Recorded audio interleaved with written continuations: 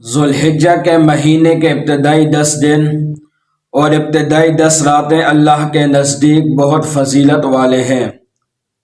ان دنوں کے اندر ایک اہم مسئلہ یہ ہے کہ حضرت ام سلمہ رضی اللہ تعالی عنہا فرماتی ہیں کہ نبی اکرم صلی اللہ علیہ وسلم نے ارشاد فرمایا کہ جب تم میں سے کوئی شخص قربانی کا ارادہ رکھتا ہو تو اس کو چاہیے وہ اپنے بال اور ناخن نہ کاٹے یہاں تک کہ وہ قربانی کر لے۔ تو کسی شخص کا بھی اگر ارادہ ہو قربانی کرنے کا تو اس کو چاہیے کہ وہ ذی الحجہ کا چاند دیکھنے سے لے کر قربانی کرنے تک اپنے بال اور ناخن نہ کاٹے، اور یہ ایک مستحب عمل ہے، بہتر عمل ہے، فرض اور واجب نہیں ہے۔ اس لیے اس کو فرض اور واجب نہیں سمجھنا چاہیے بلکہ اس کو مستحب ہی سمجھنا چاہیے۔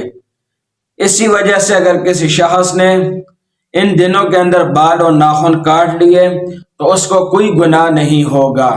ہاں، بہتر اور افضل یہ ہے کہ 10 ذی الحجہ کے اندر یعنی ذوالحجہ کا چاند نظر آنے سے لے کر قربانی کرنے تک وہ اپنے بال اور ناخن نہ کاٹے۔